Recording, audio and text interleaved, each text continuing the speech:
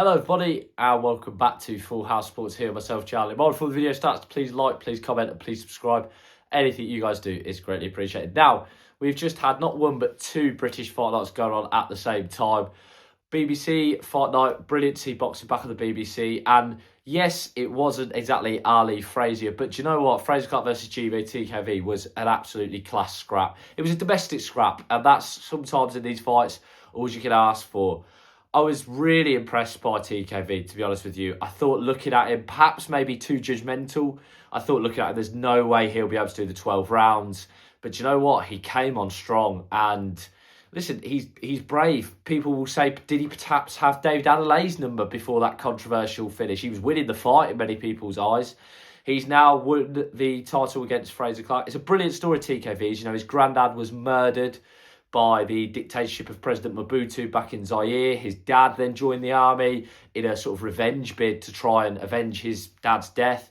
He was then sort of hunted out of the country and forced to go and live in the UK. He fled the regime and he had GBTKV. He started his career TKV in wrestling, professional wrestling. His dream was to fight or wrestle in the WWE. However, he's come to the real side of things and fought in boxing, and he is a British champion, which is incredible. Whether either of these two, I don't know where they go, whether either of them are top 10 British. I did say on my ex that I didn't know if they were.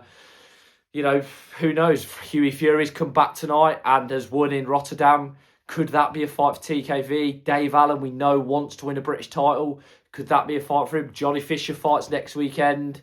You know, there's a nice mix down in that domestic scene of fighters that I think we could see potentially faced off for the British crowd. Richard Riakporhe as well, who was really impressive on the Ben Eubank card.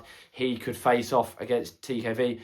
As for Fraser Clarke, it's a real bizarre one, I think, because he is an Olympic bronze medalist, but he didn't fight anything like an Olympic bronze medalist tonight. It was quite scary, actually, I thought, how open he was. Similar, I think, to Joe Joyce, how easy he was to hit tonight. We saw that with Joe Joyce before, where we've been a little bit sort of baffled by it, and yeah, very easy to hit Fraser Clarke tonight. Was worried about him at the end, stumbling around the ring. I thought the corner should have done the responsible thing and pulled him out at the 11th, but they let him fight on.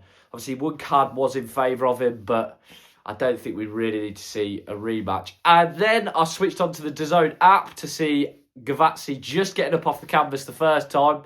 So I thought, I'll stick with it, see the finish. What a finish by Ben Whittaker. Knocked him out stone cold. Scary knockout. Very impressive by Ben Whittaker. There's no doubt about it. He is box office in the extreme. But he does need to face a live body. His best win is a dodgy stoppage over Liam Cameron. Let's have it right. He probably now needs to face off against some of these fringe level contenders. You know, whether that's a Dan Aziz, whether that's Craig Richards, anyone like that, get him in there with them. Let's see his mettle tested again, because let's be real, the last time it was, we had some controversy. So it'd be nice to see him tested. I don't want to be a hater. I like Ben Whittaker's style. I like what he tries to do with things, his appearance. He sort of has, I think, a bit of the Prince Nazim about him, but he needs to be facing live bodies. As always, guys, please like, please comment, and please subscribe. Anything you guys do is greatly appreciated as I try and become a one-man sports news bandwagon. Thank you for watching and have a great day.